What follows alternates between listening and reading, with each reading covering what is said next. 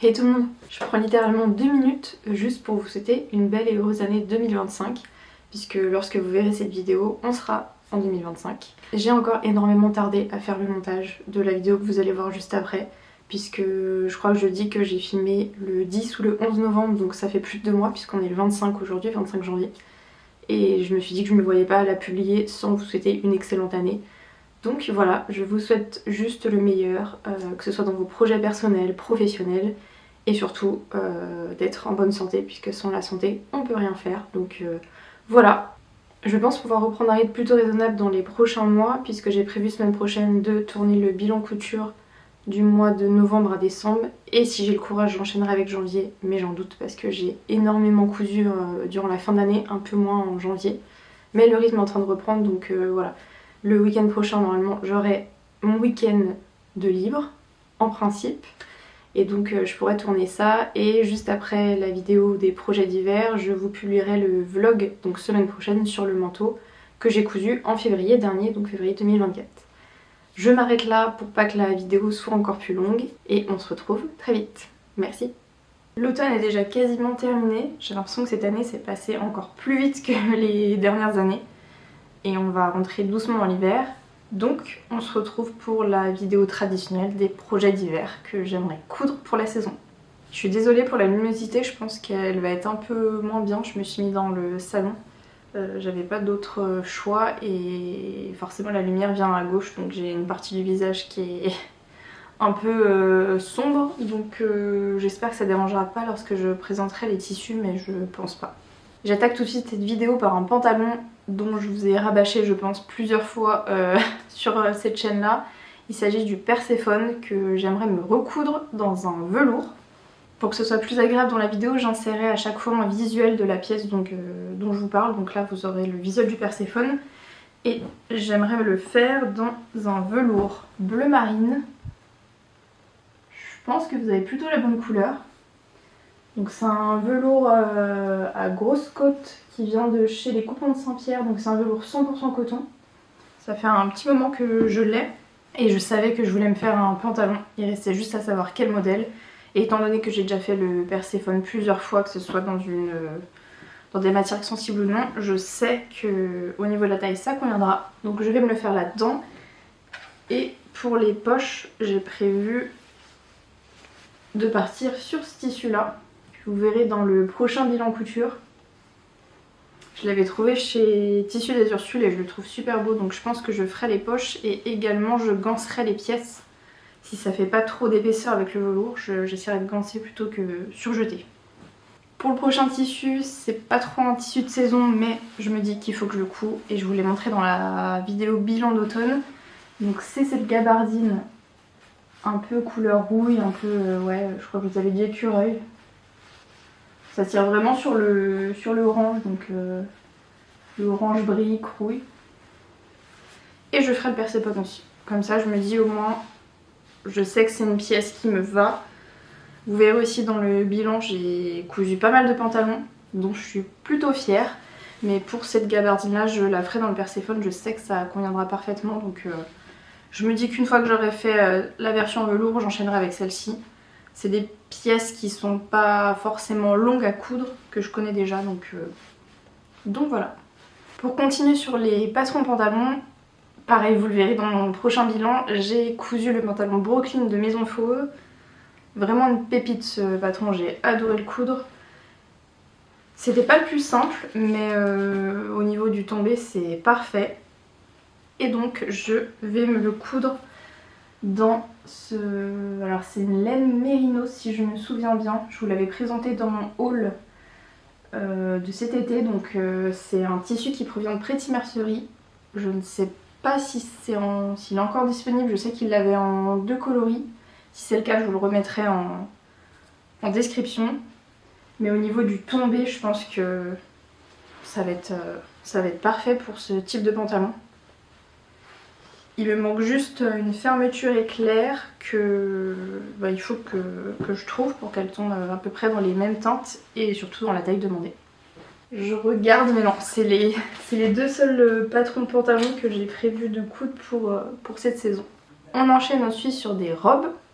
La première, il s'agit de la robe Angelina de Atelier Berny, qui est la cousine sœur de la robe Angela, qui elle se fait en chaîne et trame, et pour Angelina elle se fait dans des matières extensibles. Et donc je vais la faire dans ce jersey de coton, pareil que je vous ai présenté dans mon dernier haul, qui vient également de Pretty Mercerie. Je trouve la couleur superbe, je pense que vous avez à peu près aussi la teinte, c'est vraiment un vert sauge. Donc ça pour l'hiver ça va être parfait sur des collants et des bottes, ça va être trop beau. Je pense que je vais la coudre là dans les prochains jours.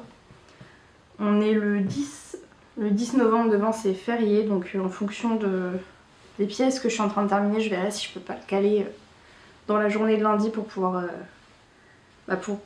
faire cette robe qui me tarde de porter. C'est un modèle que j'ai déjà fait, donc je sais les modifications que j'aurais besoin de faire. Et je pense que si j'ai assez de métrage, je ferai la version avec les manches bouffantes et le col simple. Parce que je crois que vous avez... de toute façon, vous aurez vu les schémas techniques, mais vous avez soit un col classique ou alors un col un peu col roulé. Donc je ferai manches bouffantes et col classique, en fait, c'est cette version-là. On part ensuite sur une robe de chez Maison Fauve que je me suis procurée cette année et pour lequel j'avais eu un vrai coup de cœur. C'est la robe Soho. Donc j'ai acheté le patron pochette. C'est une robe qui se ferme en fait en croisée. Elle est ensuite fermée par 2 ceintures sur le côté. Vous pouvez ajouter si vous voulez des boutons également. Et voilà, j'ai pas encore trop lu le livret d'explication pour savoir comment se coud cette robe portefeuille. Et vous avez également la possibilité de la faire en blouse, juste ici. Et pour le coup, moi je vais la faire en robe, dans un tissu qui, attention, pique les yeux je pense. Ah ouais, ça ressort vraiment très très rouge. C'est un rouge peut-être un peu plus, j'allais dire framboise, mais encore... Ouais non, c'est quand même un rouge flash, mais un peu moins que ce que vous voyez. C'est une viscose que j'avais pris chez les Coupons Saint-Pierre encore une fois.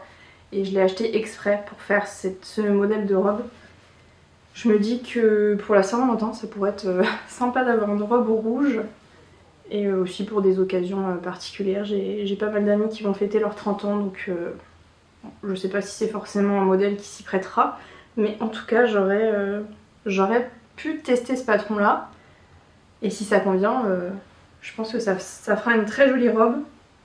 Et ça sera sans doute un patron aussi que je tenterai aussi en blouse sur le pantalon Brooklyn. Les deux devraient bien se marier, je pense. On commence à avoir la pile de vêtements qui s'entasse. On retourne du côté de Atelier Berny. C'est un patron que j'ai déjà fait et que je vous ai présenté aussi dans le bilan d'été. Donc il s'agit de la robe Rita, qui est une robe assez simple, qui vient se fermer avec une patte de boutonnage sur le devant, qui a des petites bretelles et qui peut être fait soit en longueur midi ou en longueur plus longue. Alors dit comme ça on dirait une robe d'été, mais j'ai prévu de me la faire dans... Alors je crois que c'est une flanelle de coton, mais je suis plus tellement sûre de la composition, mais il me semble que c'était ça. Ça c'est un tissu que je me suis acheté il y a très très longtemps. Il provient de chez Mondial Tissu. J'en ai pris 2 mètres car de base je voulais me faire une robe, une jupe cercle demi-cercle. Et je me suis dit bon, ça va peut-être être un peu compliqué à porter une jupe longue dans ce motif là et dans cette matière là qui est une flanelle, donc c'est quelque chose qui se tient. C'est pas fluide, c'est assez épais. Et je me dis dans une robe Rita, par-dessus un pull côtelé blanc ou pourquoi pas noir aussi, ça pourrait être très joli. J'ai un dessous de pull qui est noir avec un col roulé. Et je me dis que ça pourrait être vraiment joli avec ça par-dessus pour l'hiver avec des bottes ou même des mocassins ou à voir. Et pour le coup, je l'avais cousu en taille 40 pour cet été.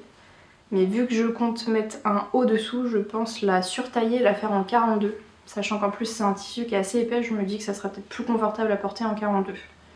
Donc voilà pour la robe Rita. La toute dernière robe qui fait partie de ces projets, il s'agit de la robe Alicante de Belen Paris. J'ai déjà fait la jupe uniquement que j'ai cousue d'ailleurs cette année. Et pour laquelle j'ai un gros coup de cœur, je l'ai portée tout l'été, j'étais trop bien dedans. Et je me suis dit que ça serait bien de la tenter dans sa version robe. La seule chose qui m'embête, c'est que c'est une robe, je crois, qui ne propose pas d'option fermée. Elle est ouverte dans le dos, il faudra que je vérifie ça. Mais si c'est le cas, comme c'est une robe que j'aimerais porter pour l'hiver, j'essaierai de trouver une technique pour la fermer ou du moins la raccourcir l'ouverture pour la fermer par le biais d'un bouton, donc créer une goutte dans le dos qui soit vraiment moins échancrée. Et pour ma version, j'aimerais la faire dans... Alors, c'est une viscose qui, je pense, soit plaît, soit ne plaît pas du tout. Alors, je sais pas si je l'ai mis dans le bon sens. Je pense que oui. Donc là, voici. C'est une viscose sous fond noir avec des éléments un peu marins. Donc vous avez des pieuvres, des étoiles de mer, des crabes, voilà. Je la trouvais très jolie, je savais pas trop quoi faire dedans. Et je me suis dit que dans la robe Alicante, ça pouvait faire un petit style.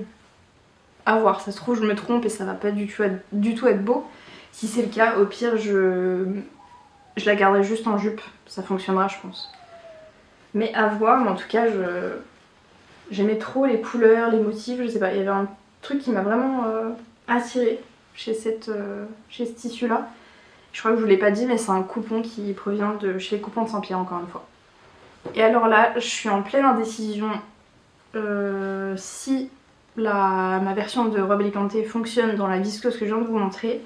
Je m'étais dit que j'aurais pu ensuite la faire dans cette viscose là. Donc il y a un motif carré avec des... Alors je crois que je vous l'avais présenté... Oui, je pense que je l'avais présenté sur la chaîne. Donc c'est avec des motifs carrés et des fils lurex dorés. Dorés et verts d'ailleurs. Et je me l'étais acheté au CSF il y a maintenant 2-3 ans. Je sais plus, c'était le premier CSF que je faisais. Je crois que c'était chez Atelier de la Création, mais je suis pas sûre, il faudrait que j'essaye de retrouver ça. Sauf qu'entre temps, je me suis dit, ça pourrait être super joli aussi en Angela. J'ai un gros doute du coup. Je pense que je ferai un sondage sur Instagram pour savoir ce que vous en pensez. Et n'hésitez pas à me le dire en commentaire. Est-ce que vous voyez plus cette viscose en Angela ou en Alicante? Voilà, j'hésite, mais il faut que je la pousse cette année parce que ça fait trop longtemps qu'elle traîne dans mon stock et j'ai envie de la porter. Et tout dernier projet de la liste, je pense que peut-être vous l'aurez deviné, mais comme c'est l'hiver, j'ai prévu de me coudre un manteau. Un second manteau puisque j'ai déjà cousu le manteau Flo que je vous ai présenté aussi. Et il y a une vidéo consacrée à ce manteau là qui va sortir je pense fin novembre et que j'ai tourné en février.